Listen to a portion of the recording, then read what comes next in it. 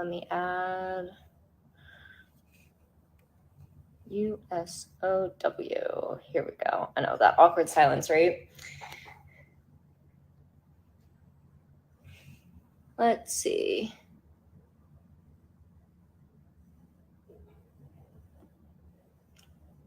You know what? Erica, if you are watching, if you could actually request to join, that would be great. For whatever reason, United States of Women is not coming up. But I will add you whenever you join. I think you just have to hit the request to join. But yeah, we still have 2 more minutes until she's technically supposed to be on. So I will continue speaking until then. Again, if anyone has any questions, feel free to leave them down below.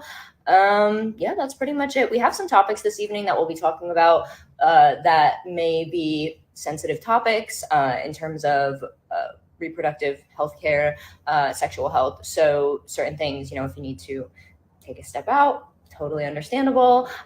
Take care of yourself. Oh, and of course, I can't even believe I forgot to mention this. Happy International Women's Day.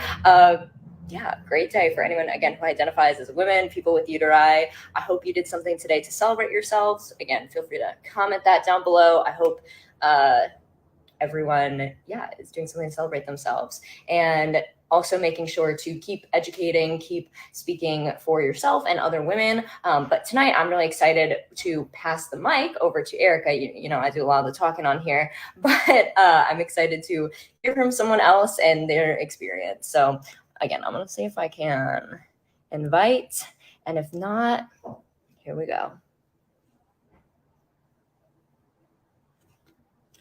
Let's see. USOW.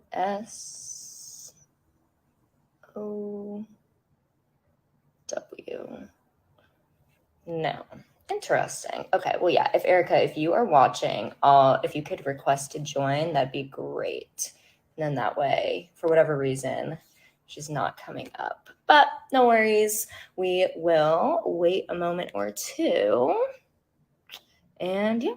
In the meantime, comment below what you were doing for Women's History Month. Comment what something that you want to do this week or this month to celebrate yourself. I know something that I've been doing is taking more time during the day to be present. That is like so underrated, but I think especially, oh, yay. Okay. United States of Women joined. Okay, beautiful. I know everyone's like, please stop talking. But anyway, we can actually get started. Yay. She should be hopping on any moment. And hello. Hi, sweetheart. Nice to meet you again. I realized that United States of Women didn't follow us, so when I was typing it in, they weren't coming up. And I was like, oh my God. I was like, what do I do? Like, I cannot lead this by myself, but we got it. We got it. I am so excited. Well, this is the lovely Erica who I was talking about.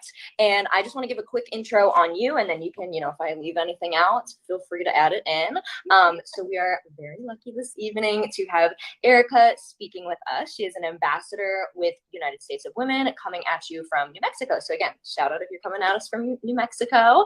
Erica is also a mother, and she is an advocate and activist for the United States of Women. That is, last thing, I'm like looking at the notes. I was like, I know there's something else. She also helped pass the most expansive and inclusive version of the Crown Act and helped lead the New Mexico Coalition in expanding abortion access. So another topic we'll be speaking about this evening. And you've given TED Talks. That's amazing. So has Dr. Yen. Yeah. Okay, we'll look them up. We can link them down below. Okay, not to be okay. From 2016. Okay. And 2018 was Self-Care Isn't Selfish.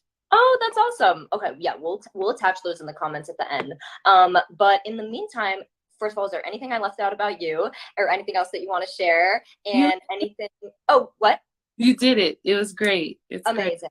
Great. And then if you could just give us a brief explanation of United States of Women, that would be great. And then we'll kind of get into the topic for this evening.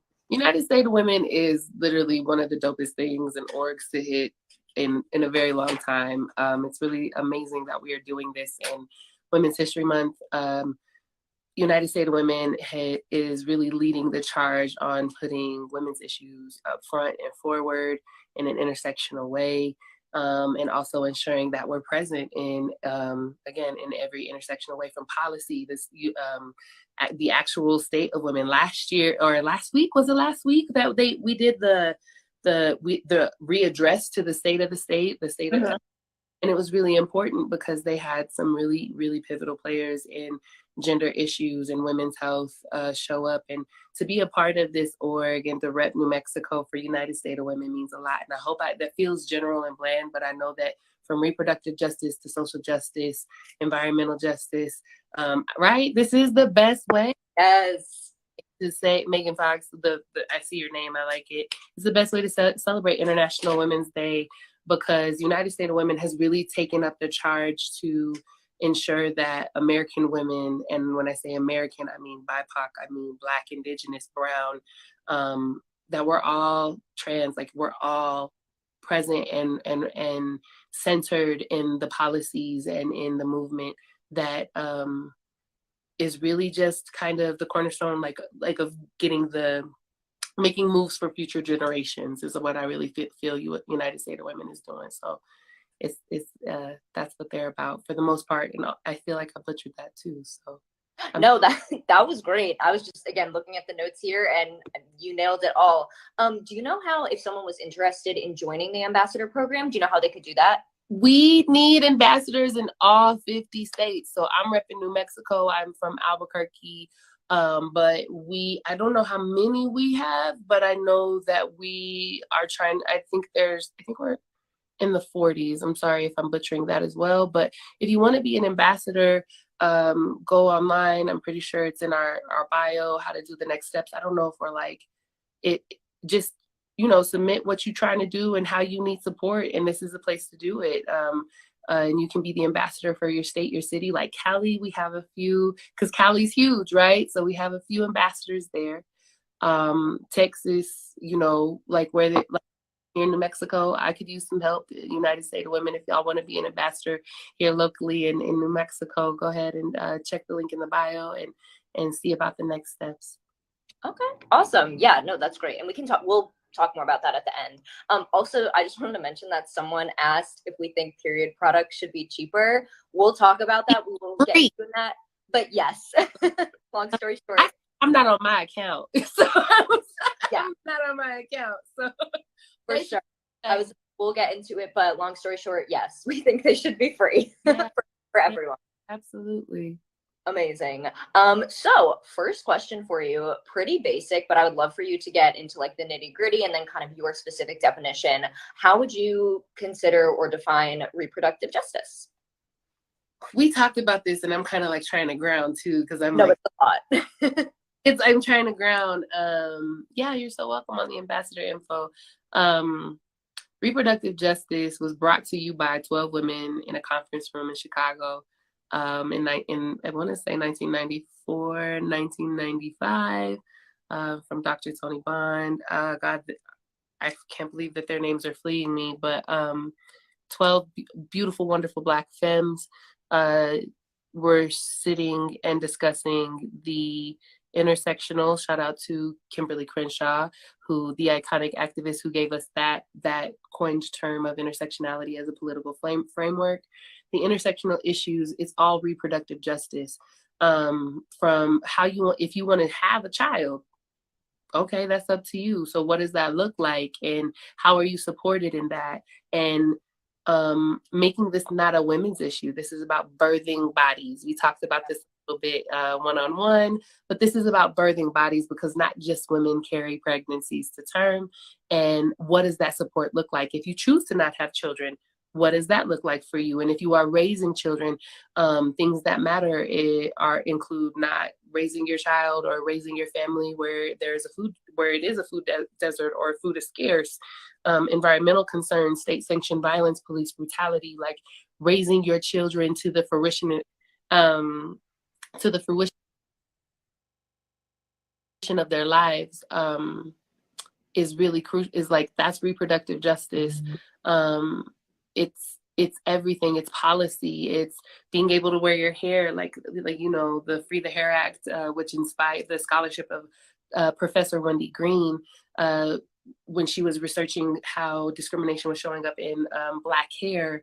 That's a reproductive justice issue. Black women get sent home so much more than any other individual over their hair, it not being deemed professional, etc. So being able to choose whether you want to bring a child into this world, equal pay, because I mean, gas, y'all, like like there's like equal pay.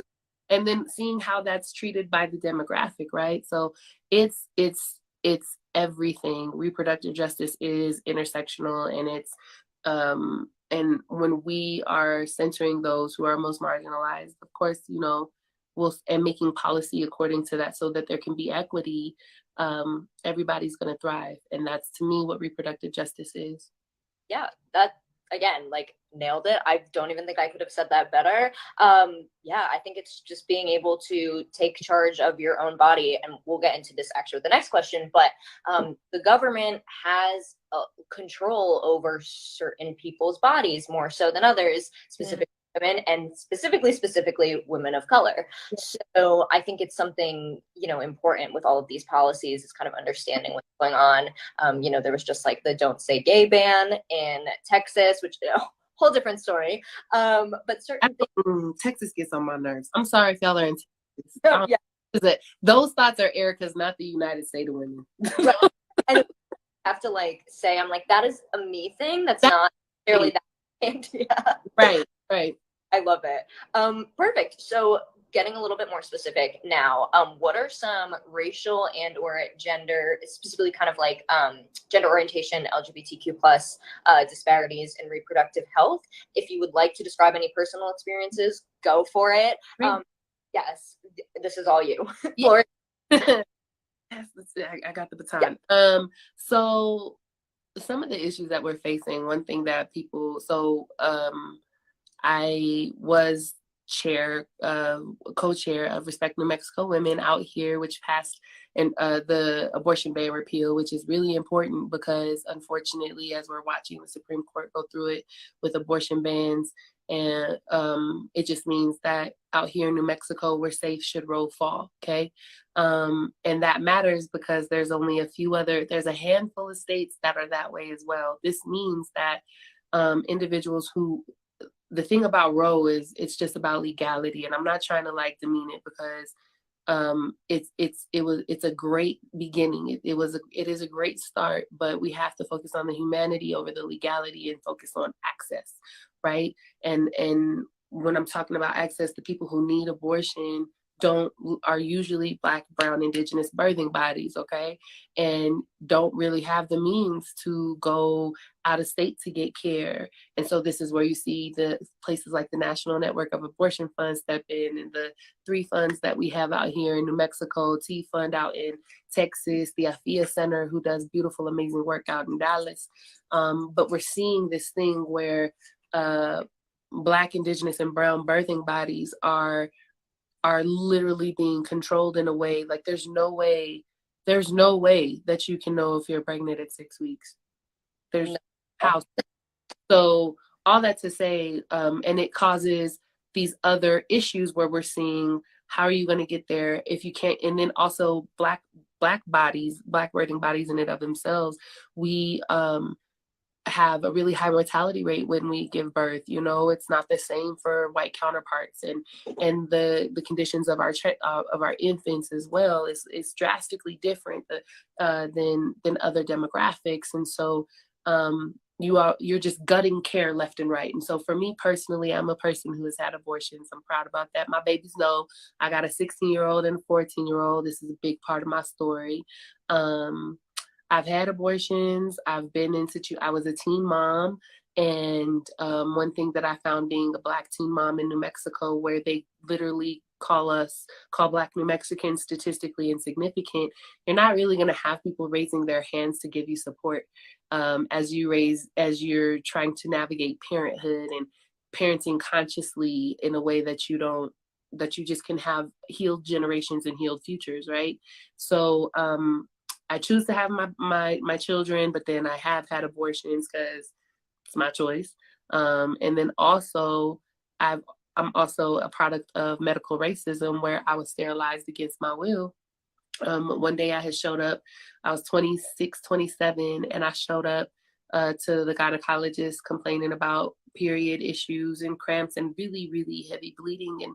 And I had a white male doctor who was like, "Oh, you have kids? You have two? Yeah? Okay. Well, we're going to schedule your hysterectomy for Wednesday." And now this is a massive surgery, right? So, and I'm only 20, 26, 27 at this point, and my children are little. And now I asked for other options that they were not explored with me, unfortunately.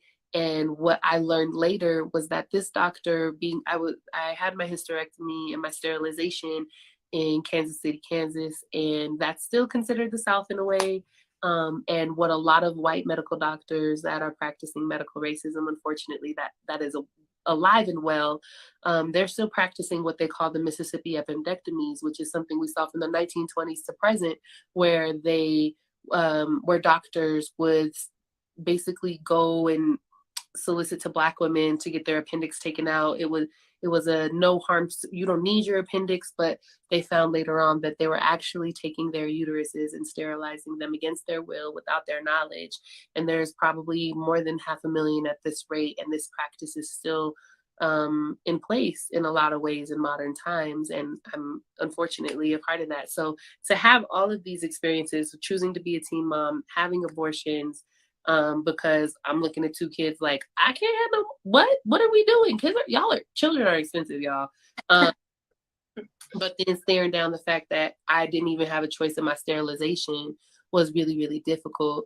Because in my partnership, like I've never been married, and I'm just like, what if I wanted to have my husband's kids? Like, a lot of times with medical racism, self-advocacy for Black women and Black bodies and brown bodies and birthing bodies is literally thrown to the wind. And there's a lot of dog whistles, if you will, and care for Black and brown birthing bodies, where there's just so many oversights where you see us dying really early. Like, that's reproductive justice. Like, we shouldn't have to walk around with diabetes because there's an oversight in a chart, or our concerns were overlooked. That happens all the time.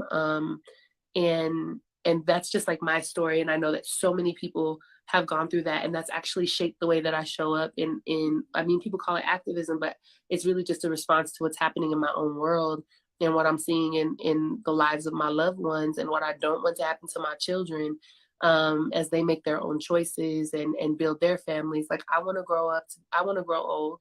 You know, I feel like 59 is too young. I feel like 69 is too young. 79 is too young.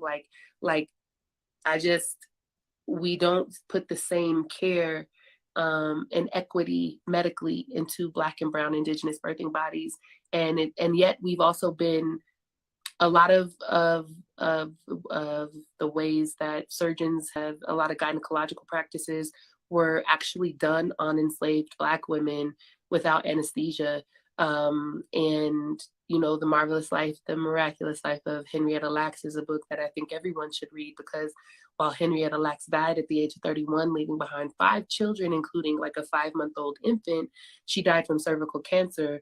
The hospital kept her cells and they somehow kept them alive. And her cells, the HeLa cells, single-handedly basically catapulted medicine and modern day treatments. Like, if you're getting a pap smear and knowing what's going on with your body, you better say thank you to Henrietta Lacks. If you are, you know, getting treatment for pretty much virtually anything, you need to say thank you to Henrietta Lacks. And the gag is they didn't tell her family that they were using her cells for decades. And the trauma and the pain that her family went through, losing their mother, like, that is the antithesis of reproductive justice, right? That's exploitation and extraction. And it's just really heartbreaking to see that there's, that unfortunately a lot of times medical practice doesn't value Black life when we literally give it, you know? So that's what's been, those are just some things that's really hard, and it's in ourselves, you know, like the intergenerational traumas that exist, and I mean, like, just thinking about the ways that trauma shows up in Black and Brown and Indigenous bodies specifically. Of course, sometimes people shut down when they get to the doctor. Of course, sometimes people don't know what to say, or they blindly trust the white coat, and don't get the care that they need. And then you see issue on top of issue. So self-advocacy has also become a big part of another like sect of repro justice, is learning how to like unfortunately, you trusting that you know yourself, and to stay in space and say, this is what I know I need for my life at this time. And this is what I know is going on in my body, and getting the proper help, and also being heard. And so it's also making sure, which is really difficult, because, medical academia is also a place that's really hostile for Black, Brown, Indigenous medical students. You don't see a lot of folks coming out because of the weeding out processes that they have, yet we innately need more Black, Brown, Indigenous doctors. Yeah. Well, that's awesome. Not your story. That's fine. But all of that, like, thank you so much for sharing. And it's really scary to me to think that doctors can just get away with that. I mean, do you know what happened to the doctor who did that to you? Like, I'm sure he did that to other people.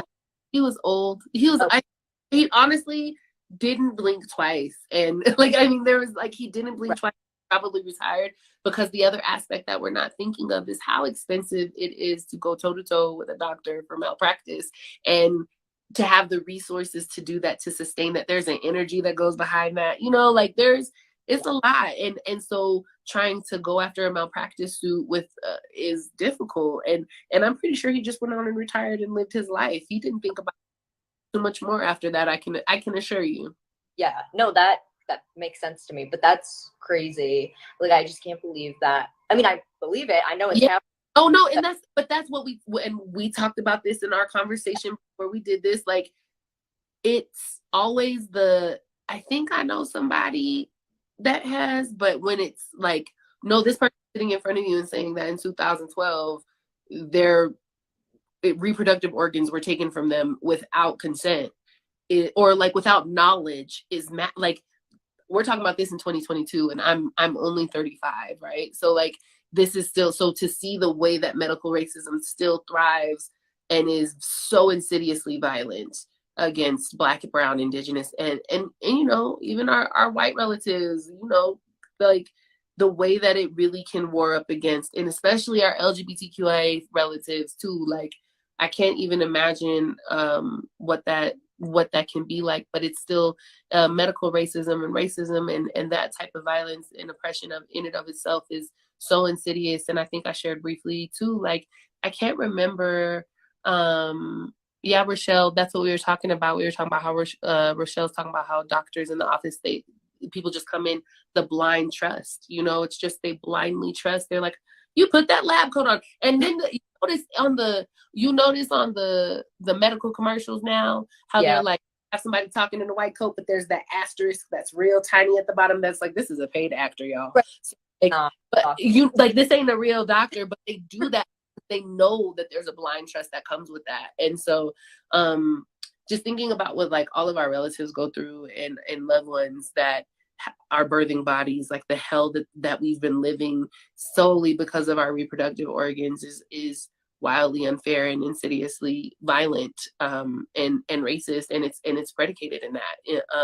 There was a TED Talk, and it completely escapes me. I forgot to send it to M, but I'll look for it.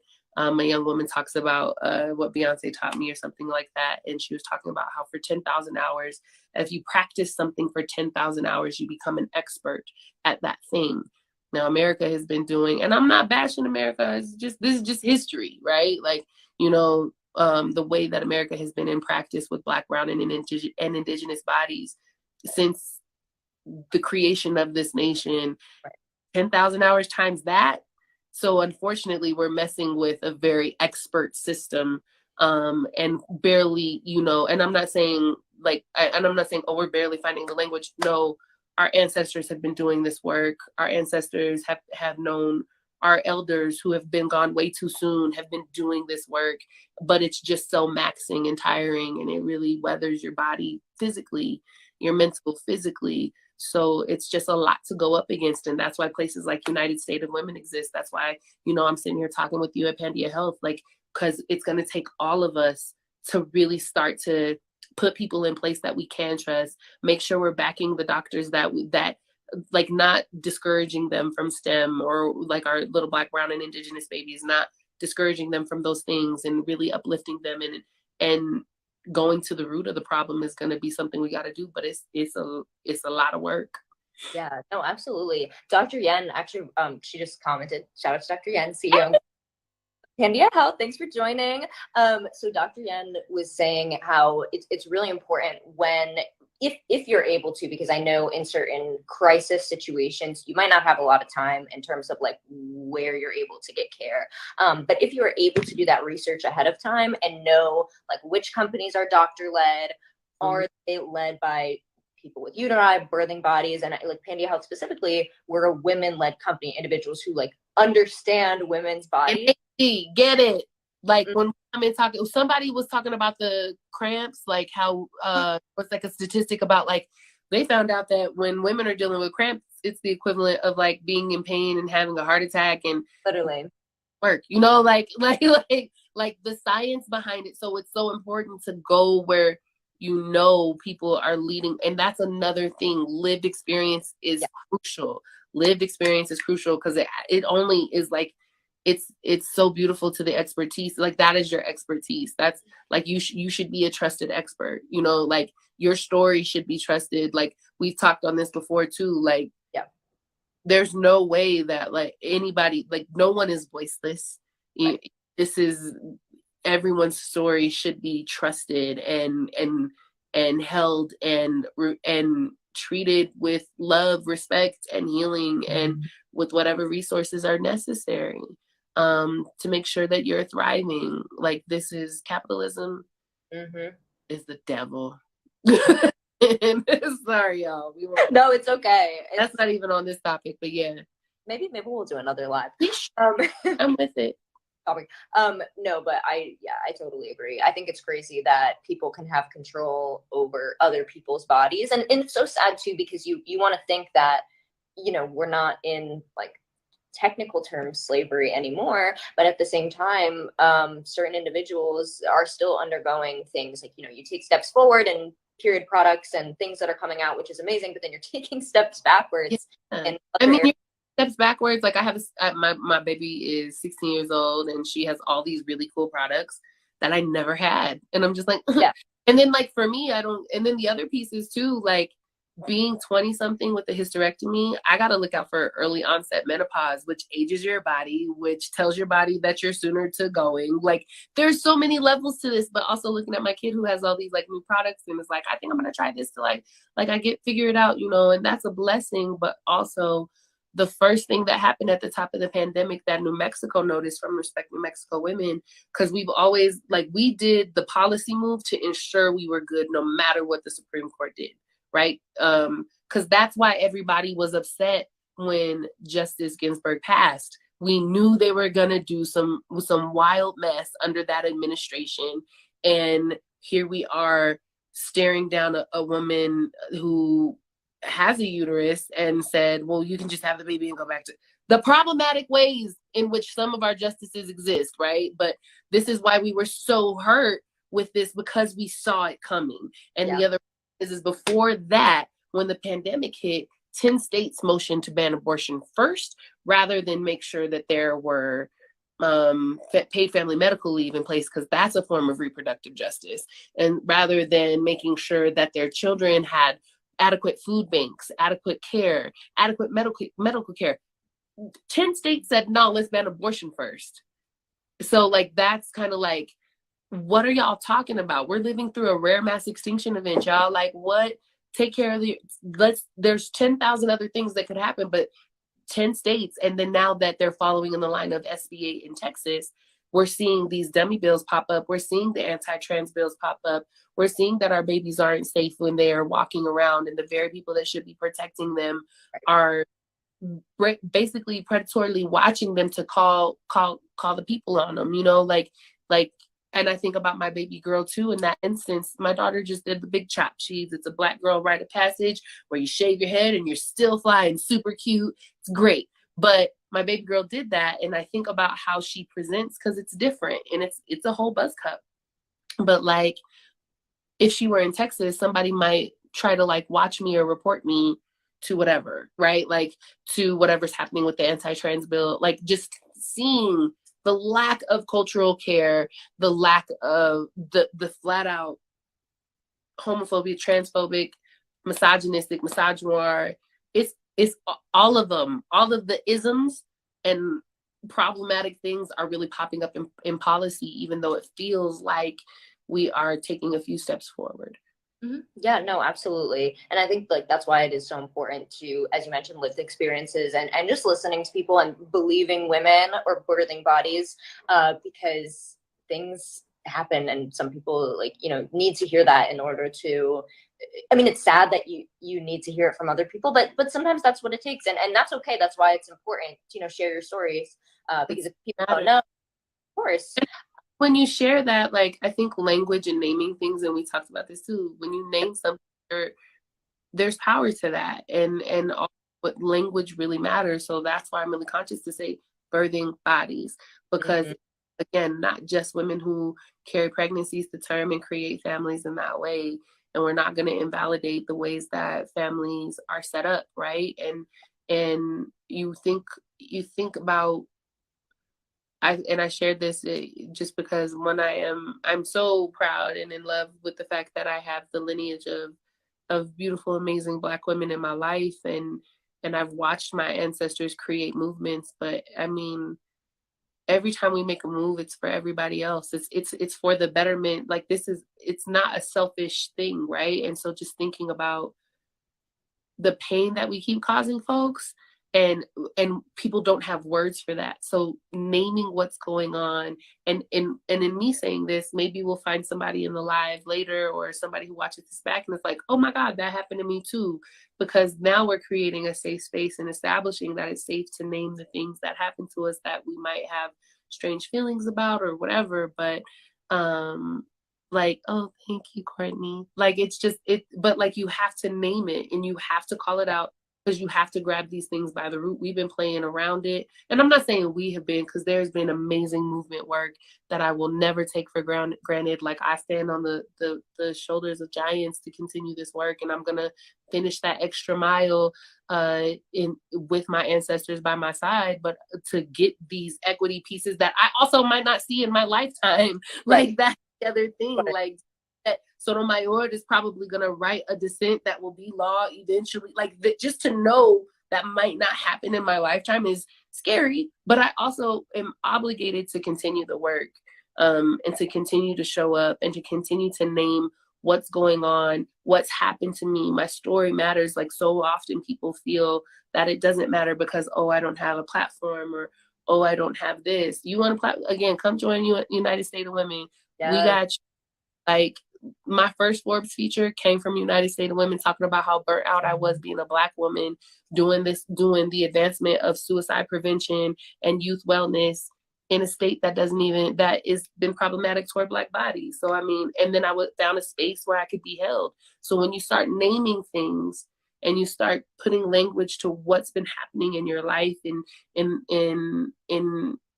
mean, our grandmas, our aunties, our tias, our sisters, our brothers, like our relatives have these stories that they just sit on, and somebody needs to make it and if I'm gonna, go forward and say it, not everybody needs to, but it's just good to know that folks aren't alone. And then we can continue that work that's been trailblazed by some mighty giants that are still with us. Out of the 12 mothers of reproductive justice, only one is transitioned. And the crazy thing is, like, none of them are verified on Twitter, and they all should be, you know, like what? So there's work to continue. There's good trouble to get into. That's trouble, yes. The trouble, like, there's good trouble to continue. There's so much to do, because it's about us, and And we also just have to let it be known that we're not going to back down to the way that racism shows up and systemic oppression shows up in every single way, from education, academics, medical, repro, environment. It's everywhere. So we all need each other in this work, because it like the other thing is, again, this weathers our bodies. Right. And thriving means getting to the root of that, removing it, and being able to find ways that we not just survive, but we figure out what thriving actually looks like. Right. And like, we deserve that. Everyone deserves that. You just, just because you exist. That's okay.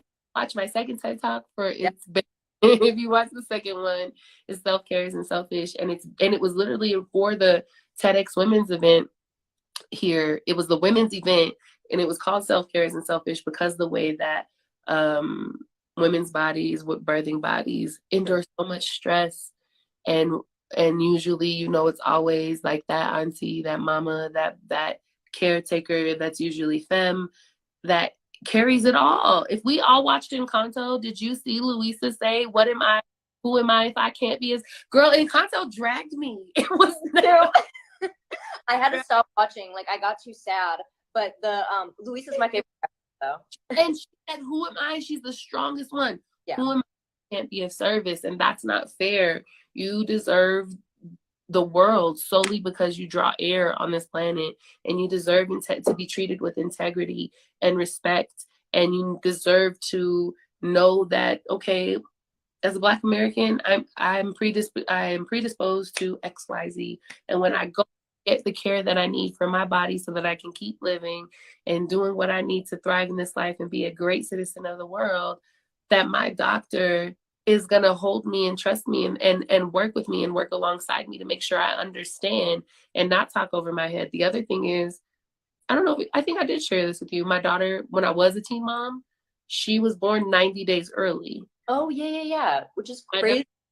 Which is wild. She came out looking like a chicken. I love her. And she knows but she knows I say that. But like, she was 2 pounds, and I'm a mom, and everybody's talking over my head, and I got this baby in the NICU, and all of a sudden, like, where are the pro-choice people then? I'm not trying to start mess, but we deal with anti-choicers, deal with the anti-abortion extremists real heavy in every space. A big reason my profiles are private is because of the way that I've been stalked, because of the way that I've been doxxed for my work in abortion access.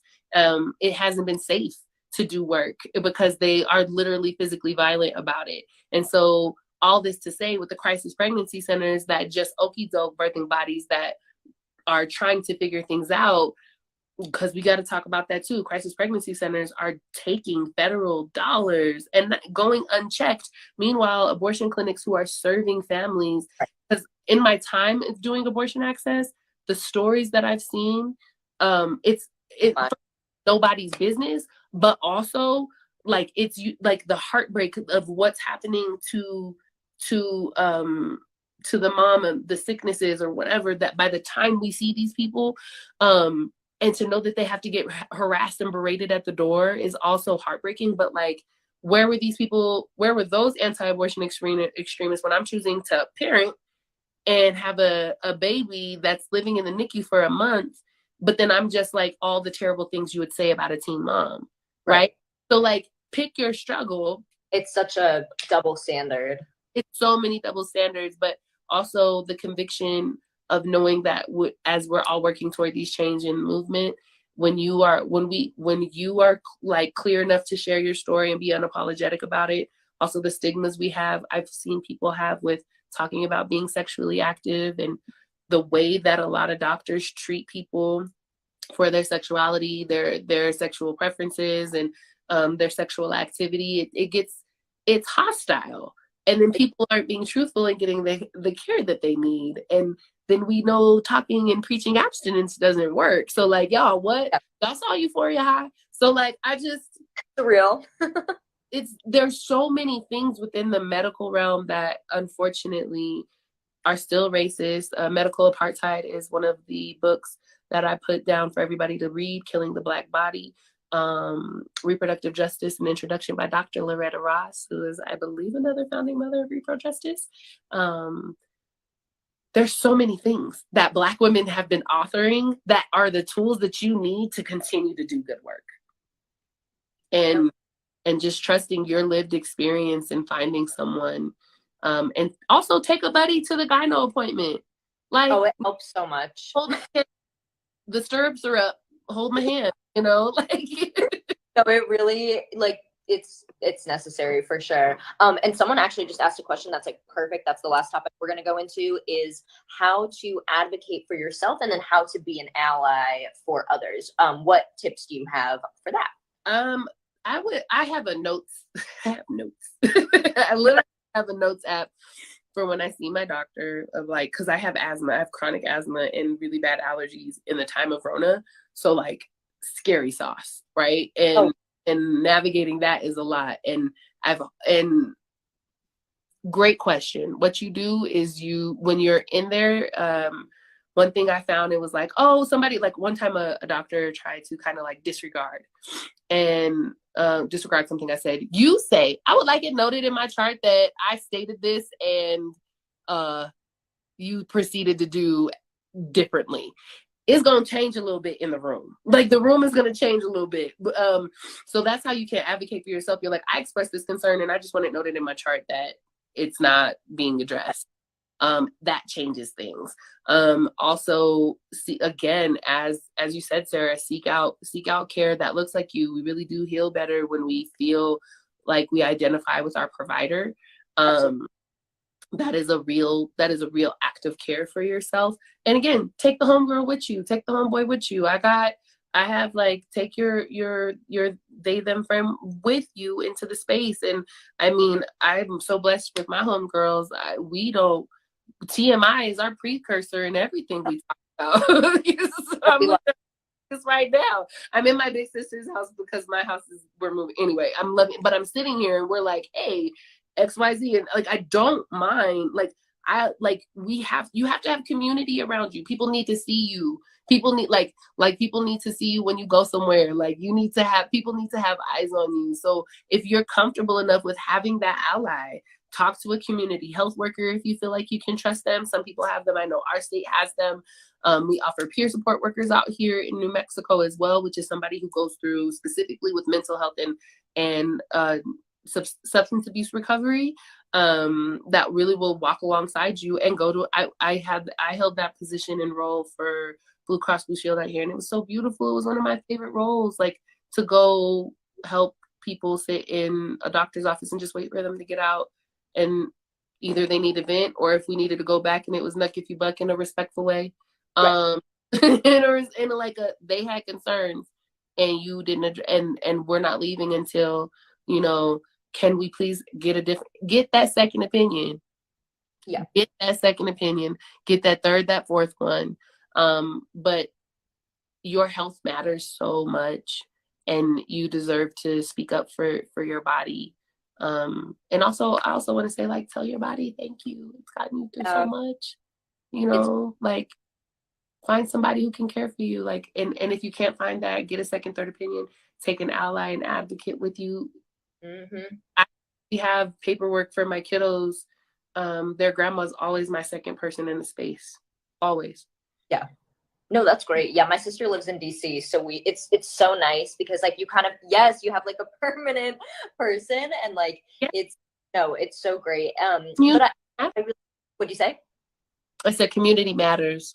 Oh yeah, no, and like same thing, like seeing doctors who are similar to you, and it's so hard too because like especially I'm sure for women of color or people of color in general, like there are not as many doctors of color, like at least in my experience, especially in Washington DC. So it's really hard, especially in mental health. I know I was trying to help get services, and they were asking me for specifically a person of color, and we were looking on the website, everyone was white, and like, oh no, apologies, been working in some racism. Like we just found out, boy, might be racist. Like we just and not might be, absolutely is. Like, and then like my big sis is went back into practice and I'm talking like y'all can see her because I love her. Sorry. I'm talking like you can see her, but like she went back into practice so that another young Black woman or Black body could be like, oh, you can see me.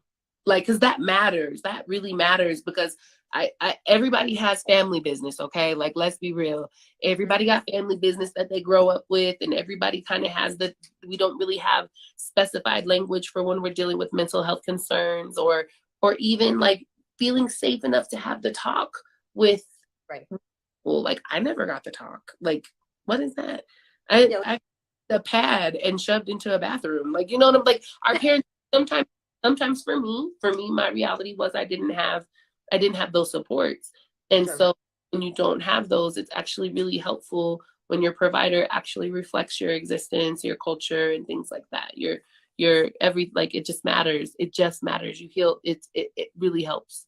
Absolutely. And something we were talking about at in one of our previous lives with Dr. Yen is like, if you don't have a good experience with your provider, like, you don't have to feel bad. You can get a different provider. I did that recently. I had an experience with someone who I felt like just wasn't listening to my concerns, and I had talked to other people about it, and they were saying like, yeah, no, you should see someone else. You should go. Yeah, sure. And it's like, and then it was funny. I was telling the other provider what the first one had said to me, and he was saying like, really? But same thing, like, and it's interesting too, I'm Jewish, so I think like even with that, like, there's different cultural things, different genetics that like we're more predisposed, stomach issues, things like that, if anyone can relate. So certain things, like, it's important to bring up and advocate for your needs. Also, someone commented, Rochelle, thank you for this comment, it's really helpful. Said, if you feel like you weren't heard by your provider, you can report it to risk management. I didn't even know that. So that's actually really management gets things done, honey. They said, you did what? They said, huh? Let's get to the bottom of it. And that's like, also, thank you. So thank you, Rochelle, for saying that, because there are things in place that will help you. Like, even if you have a bill that you want to question it. They charge you $20 for a Band-Aid, call them back. Like, you know, and even on Twitter, I love Twitter. I live there, kind of, specifically Black Twitter. And one thing that they started doing was there was a media piece that came out of how sometimes doctors and people in medicine treat Black bodies. And the thread that ensued of personal accounts from a woman getting hit by and given aspirin and sent home and she had a literal bike rack on the side of her body. In the picture she had submitted, they just gave her aspirin and sent her home. There's a lot of times where, like, so just again, sometimes it does mean taking someone with you sometimes. Yeah, no, absolutely. I think like all of that is super important, and finding a space where you feel comfortable, and having people who are similar to you, and even don't necessarily have to look like you, but someone who you know you can trust. And you have another woman or another birthing body, like, for me, that's how I feel most comfortable. But if that's not the case for you, like, that's totally fine. Yeah. So last thing I wanted to talk about, before we kind of like plug any social media, you can totally drop your Twitter in the comments, by the way. Would love to follow it. Not huge on Twitter myself. I follow a lot of people. I just don't tweet. But I know. It's just fun to sit back. I'm in astrology and Black Twitter a lot.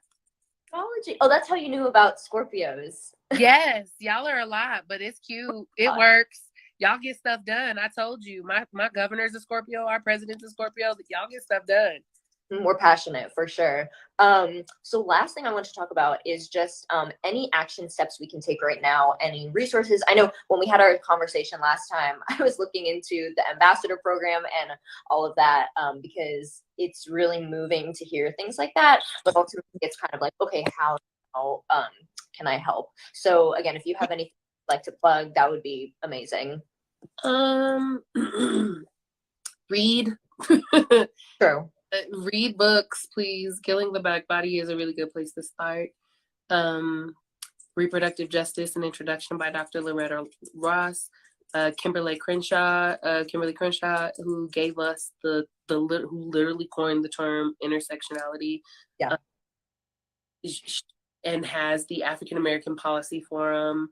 look into and also establish Say Her Name, hashtag Say Her Name, which is where she covers the police brutality that occurs in Black women, because unfortunately misogynoir and racism and anti-Blackness are just so deafening and specific that even Black women get erased from certain narratives, even though there are other aspects of our people who, like, it's just been wild. But I'm so grateful for the icons like Kimberly Crenshaw, and Dr. Tony Bond has a really beautiful scholarship on self-care and self-love, and I believe they're gonna be they had some webinars from before. I'm really blessed. I'm also in the Auburn Seminary's Sojourner Truth cohort for reproductive justice, and I'm sitting in space with a bunch of badasses in reproductive justice.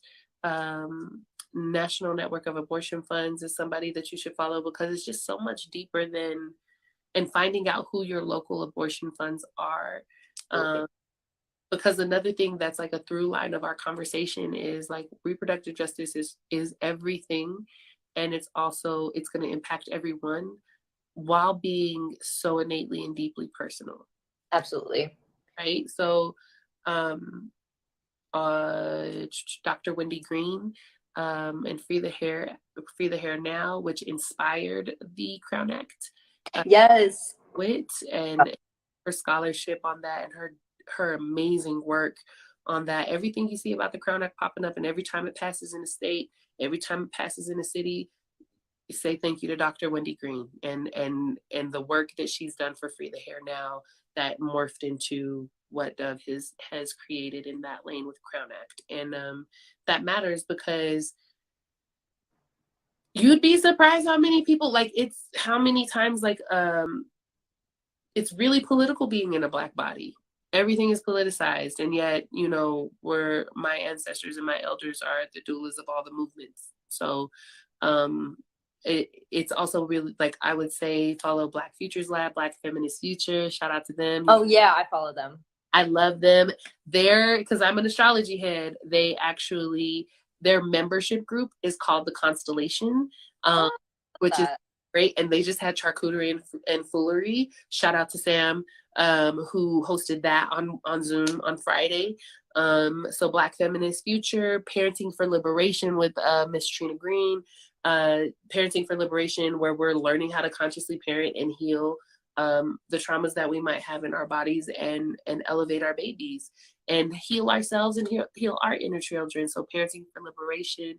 But those are the things you can do. You can support Black authors, Black scholarship, and read it because it's been done, instead of hopping on a bandwagon and wearing a Handmaid's Tale outfit or running around with a hanger and just not really sure why everybody's pissed. So, because this has been going on for so long, and when you get a context and framework for what's happening, Audre Lorde, The Master's Tools, a book of essays I think everybody should read, because a lot of these RJ spaces are carrying the Master's Tools with them, and that won't do.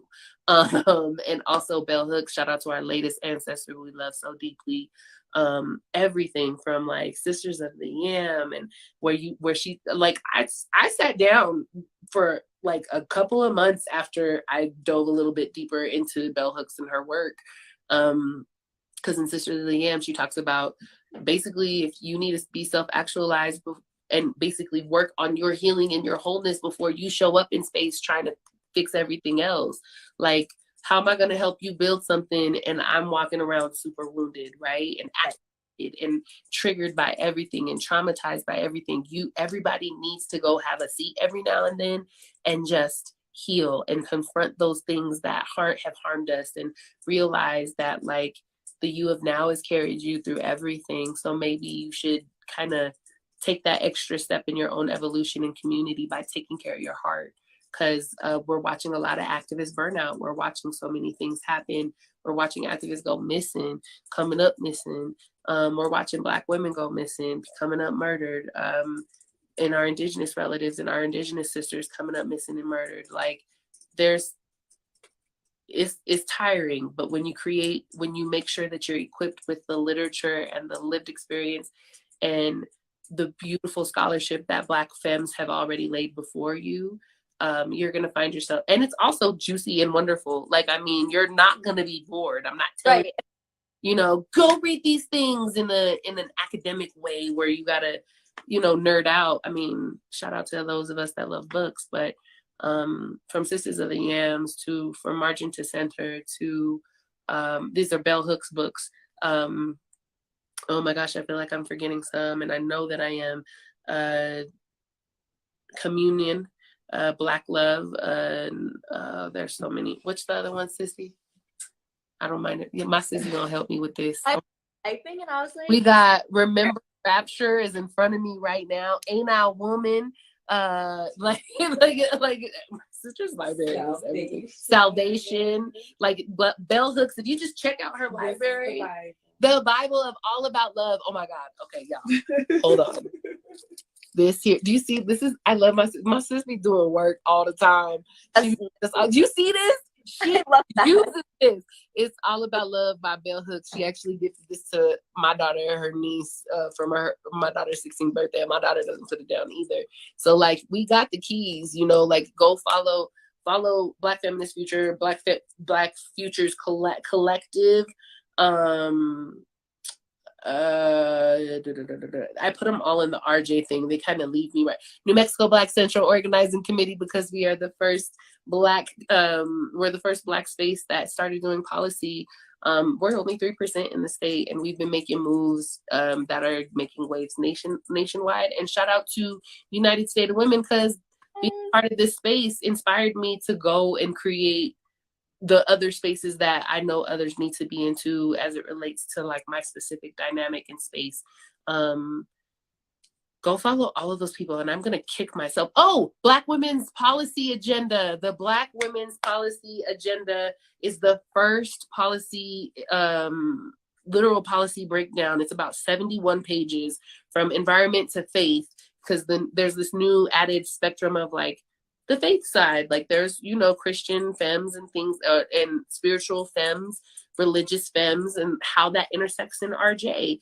So the Black policy, Black reproductive justice policy agenda by Black, in our own voice, interfaith voices for reproductive justice, and Sister Song, and 30 other organizations worked on that document, and they have been making massive waves. And it's the first ever Black RJ blueprint. We've seen others, so yeah, check that one out too. Yes, that was so awesome. Yeah, so many different things. And again, you can, I know sometimes I'm listening to those things and it goes above my head in the moment. If you're watching this video back, feel free to pause and write stuff down, and we'll probably put stuff in the comments. And also like, United States of Women will have free resource listed in the Repro Justice Hub. So please feel free. Indigenous Women Rising, I always shout them out. They are the only Indigenous abortion fund and birth working space. Sex education. Shout out to my loved one, Cole, Rachel, and Malia, who is also a part of the New Mexico Black Central Organizing Committee, who was our central expert for that policy. Like, we're out here doing work, y'all, and support people, and just read. I'm telling you, like, don't hop on the bandwagon, because sometimes you're going to be wrong, and don't have to cuss you out on Twitter or your account get blocked or whatever. Just go read up on the scholarship, because literally reproductive justice was brought to you by 12 women that are still with us, and still doing the work, like still doing damn good work. The reason we can have this conversation is because I give deep thanks to them, and I'm grateful that I've been able to meet some and be in space with some of those women, and we deserve the world, so let's go get it and figure it out. Yes, absolutely. No, it's so true. And I think another thing with being an ally, especially for me, like as a person, a white woman, person not of color, I'm like, how else do I say that? White woman, like white woman. I think it's important to just listen, and also exactly what you said, like read up on the resources, or even for me, I'll be honest, not a huge reader. You can listen to podcasts. That's watch things matter. Mm-hmm. Oh, we love podcasts. Yes. Actually, one, and yeah, like listening to an audiobook is still reading. That's not listening. Go on Scribd, go on YouTube, get your Audible account if you don't want to get Audible. Just audiobooks count, y'all. They count. You're right. Right, exactly. You don't have to physically read. That's fine. You can listen to it for me on the metro. Exactly. And even just watching things. And I think like even a biggest thing for me specifically, and I've talked to other people about this too, is just being more aware of yourself, being more aware of other people. And I know, like, I'll shamelessly admit, like, I have said comments in the past about, I'm sure I've commented on hair of women of color being like, oh, I like your hair today, not thinking anything of it, but that could mean something to someone, and even if you don't necessarily mean it in a harmful way, it's just something to be cognizant of. And it's not, I think there's a difference. A lot of people think that it's doing so much work on your part and changing so much, but it's sometimes it's just having a conversation or just listening. And that's one of the things that Eric K. Ward of the Western states has mentioned, that demographic anxiety is what keeps us apart. It's true. Together, and demographic anxiety being we don't talk because we have differences. Let's talk about them because I can be sure of you. I can be sure that like we'll find somewhere that's familiar and we'll both learn something. There's a way to do that. So, absolutely. Yeah. It's okay to ask questions. And if I've noticed too that like I've asked people things and they'll say, you know what, I'm not in a space to answer that right now, but I can point you to these resources that would answer that question, which is great. Exactly. Being a connector is also huge in community movement building, community work. And RJ is being a connector. If I don't know it, I need to tell you who does. And if absolutely. I does, we're gonna go find out together. Yeah. I do not know. I mean, there are still, even I'm sure with you, like, first of all, you're brilliant on all of these topics. I just want to point that out. But even with me and working in reproductive health now for a year, there are still so many things I'm still learning, and it's okay to not know things. But yes, it's okay to not know things and just know who is safe to go ask questions. Like, you can always come to me, and also just we got to make that safe space, Absolutely. Yes. Well, thank you so much, Erica. This was so great. I know we were only supposed to talk for like 30 minutes. Oops, we went the whole hour. I thought No. We usually go, to be honest, like 45 minutes to an hour. We just set the 30 minutes. So yeah, don't worry about it. This was so great. Before we finish, I just wanted to plug a couple things. Follow Pandia Health on Instagram. Follow United States of Women. You can just look up United States of Women. I believe it's USOW, but you could just look up United States of Women. You'll find it. Women on here, and yeah, on Twitter too, because they never not have the dopest things going on. And working alongside you too, Sarah, with Pandia has been, I'm like, oh, I'm a fan. So like, please stay tuned, stay connected to y'all. Like, these are really amazing resources to stay connected to. Yes, no, this is so awesome. And thank you all so much for watching, whether you are watching it live or we've also been streaming. I don't know if you knew this, but we were streaming to Facebook and YouTube as well. So we'll have this video to share. Yeah, so if there was anything you missed, like check this out on social media. We'll have clips. Shout out to Claire for screen recording this. Thank you, Claire. And yeah, that is all from me. Did you have any closing things you'd like to add? Take care of your heart. You can't pour from an empty cup, y'all. And just make sure you take your loved ones with you when you go places. Like, I love the fact that I can say my sister's names in spaces, like from my big sis Niecy, my best friend Ed, my best friend Shauna. Like, I love that I take my loved ones with me when I go. That matters. Community matters. Take care of you first. Also, put your mask on first. If that's what you're doing. Not trying to be political in that way, but just take care of No, absolutely. They say that on the plane. They're like, put your oxygen mask on first, and just take care of you first. Make sure you're only giving from a full cup, and make sure that like you got people that have eyes on you. You are cared for. You deserve the world solely because you draw breath.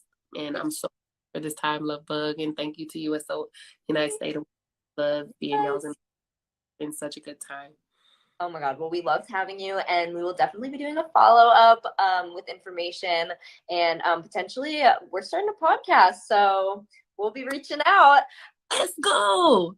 Yeah, very excited. I have to figure out how to record it, but we're going to start one. So because you got this, girl. It's going to be fine. So much. Well, have a great evening, everyone. Thank you for joining wherever you're at. And again, feel free to watch this on like another time if this was not for you. Totally fair. And we will see you next time. Thank you all so much for coming. Bye, Erica. Thank you. Bye. Good to see you, baby. Bye. Yay.